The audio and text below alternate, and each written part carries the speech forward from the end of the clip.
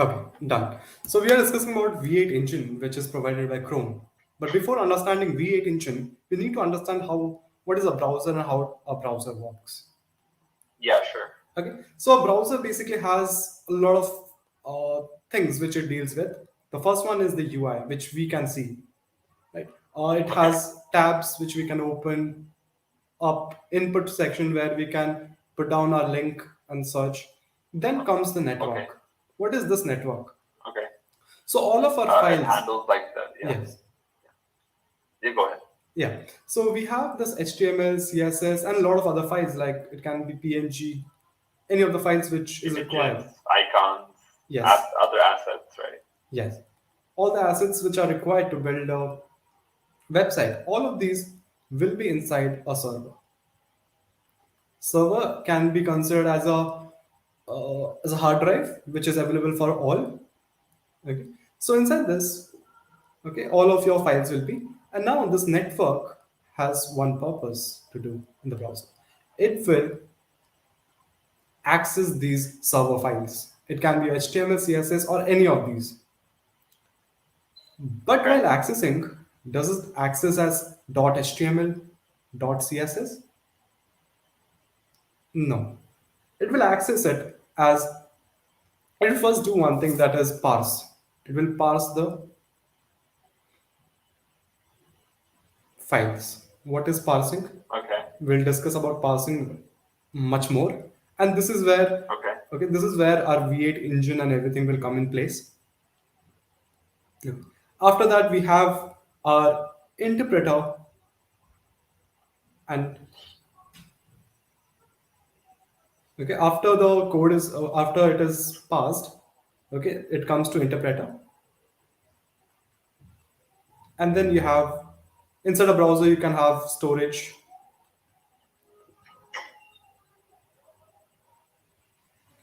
and storage can be of many types. We have seen cookies, right, and then we have local storage, and also we have something called a session storage in a browser. Okay. So where do we find all of these? So if we have to talk about storage, we can do one What's thing. session storage? Yes, session storage or local storage or cookies. We can open any of the browser, right click, inspect, and in the inspect, we can go to applications, and over here we find storage. We have our local storage. So YouTube is storing some values over here. We have session storage. So you may wonder what is the session storage. Okay. Basically, what is happening is I have logged in through my ID, and whatever I do now will be stored as a session storage. Oh, okay. Okay. And then you have cookies, basically storing small things. Okay. And mostly, most of the things are not now stored in sessions; they are stored in your session storage. Okay, so local storage is like what the browser has in its local storage, right? Correct. Yeah. Session storage is like the connection it has with the app, Right. right? Right. So the session storage will, when we go to a different app, the session storage will end. Yes. Correct. Once you log out, The local session storage will storage end too. Yes. No, the local storage will stay every time you revisit the app, right? Okay. Yeah. So basically, what happens is local storage. If you are, suppose I'm buying a cloth. Yeah. Okay. Like Amazon, the cart is getting built. That will be stored in local storage. If I'm logging in, that will be stored at session storage. And whatever cookies can be your passwords or any of the keys. What's the key? Key. Okay.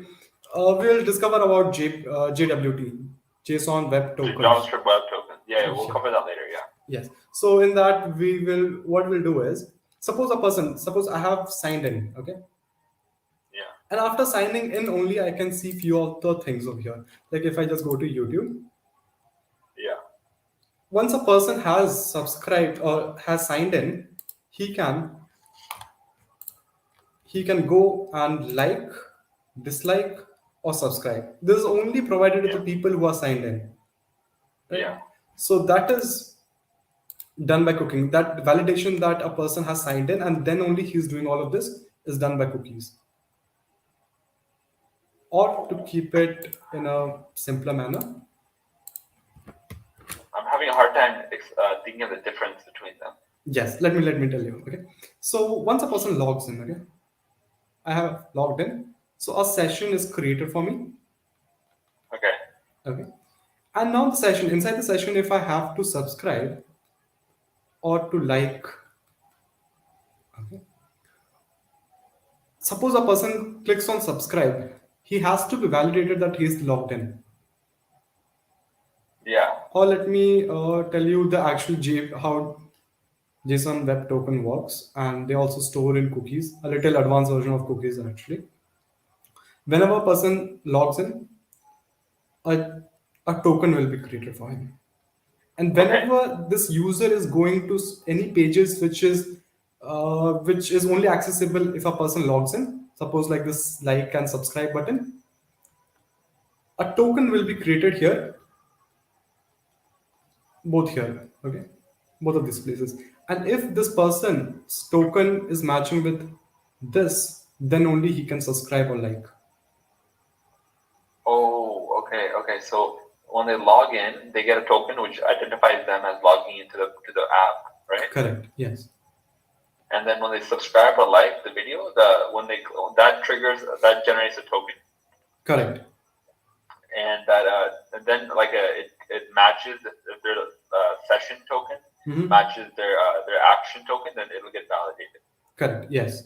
It's perfect. If it is not validating, it means the person has not subscribed and he is pushed back to login page. Okay, got it. Suppose if I YouTube only, okay, in the YouTube itself, if we do the same thing, log out. Okay, and I just open YouTube. Okay, and now if I have to go down. Hey, welcome back. And now if I just click on subscribe, okay, it is asking me to sign in, and it will throw me to the sign in page. Okay. Okay.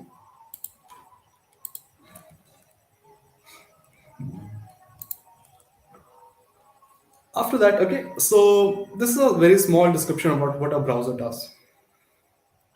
Yeah, can we cover the storage part of the browser?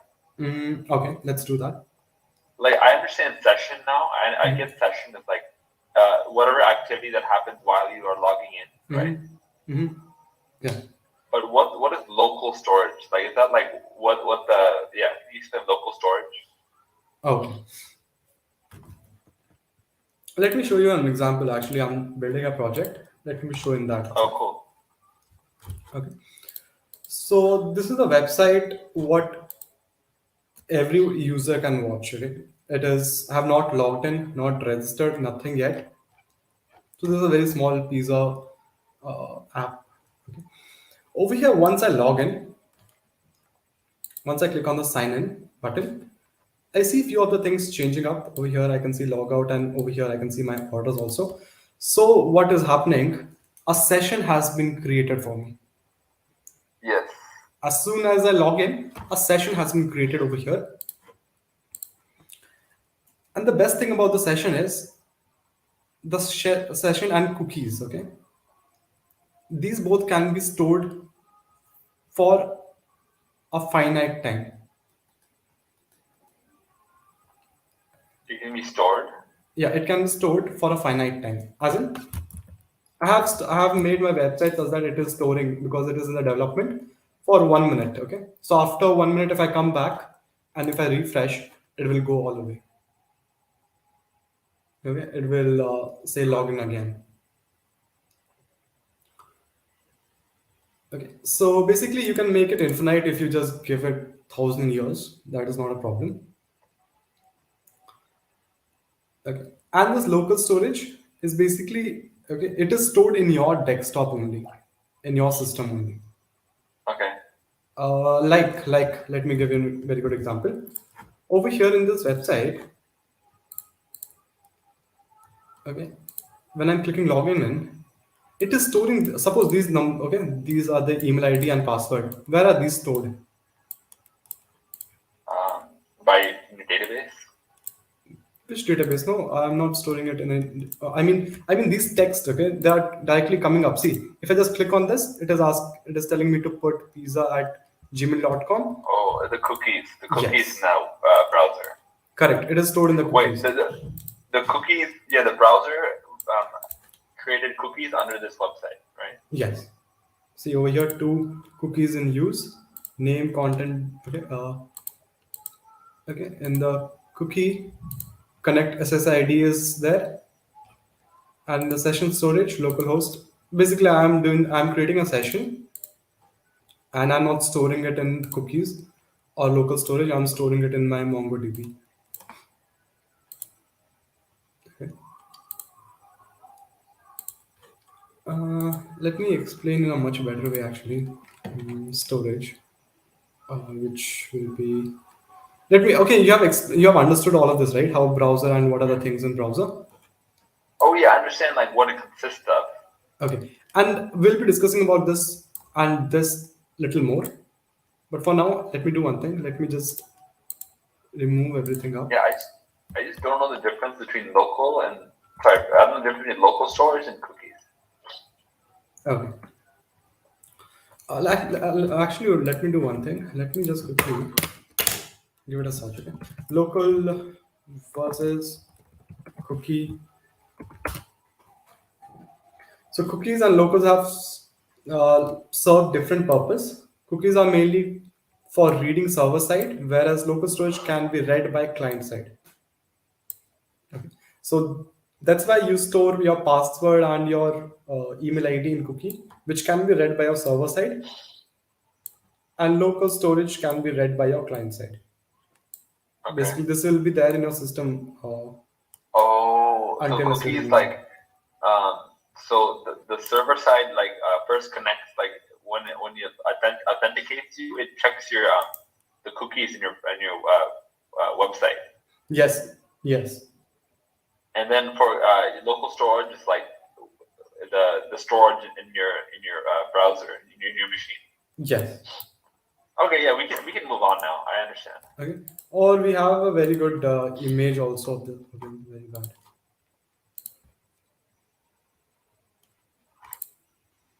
Yeah, see the capacity. The capacity also matters the most. The capacity of storing a cookie is 4 KB. Local storage is 10 MB. Session is 5 MB. MB is more than kilobytes. Yeah, honestly, yeah. 1076. 1 MB is 1076 MB, roughly around that. Megabyte, kilobyte. Mega is obviously 10 to power 6, and this is kilobyte. Okay. So accessible from any window, same tab. Session storage can be accessed in the same tab. Okay. Or a very basic, if I give you a picture of it, okay. If I have logged in from here, right? If you open the same website, it won't be showing you logged in. It will be showing you different things. So session storage can be only done in the same tab. Understood. Yeah, I get it. Okay. And your cookies can be accessed from any window, and yeah, expires everything. Cool. Now, can you explain interpreter and parser? Perfect. Yes, let me do that.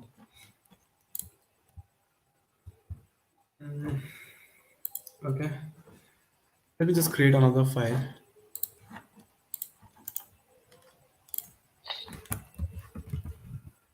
Actually, to explain you this, I'll teach you complete V8 engine, how that works. Yeah, let's do that. Okay. So you have understood from the server we are taking everything. Yeah. Right? And now we have an HTML file. Okay. Suppose we create an HTML file. Okay. We have the head. Okay. And we have inside the head, we just got a script file. Oh, the script file goes in the head. Okay. Yes. Oh no, it can actually go anywhere. It can go in the inside the body also, Body. outside the body also. But if you are using, okay, what happens is while it is reading from here, if the script file reads first and it is not able to find any document or anything, it will give error. Or it won't be able to execute that task. So we just simply write a key called as defer. Have you heard of this? No. So if you just put this keyword defer, it will automatically tell while executing that execute the script file the last. Oh. So yeah, let's ignore this. As soon as we find a script file and there will be some location. Yeah.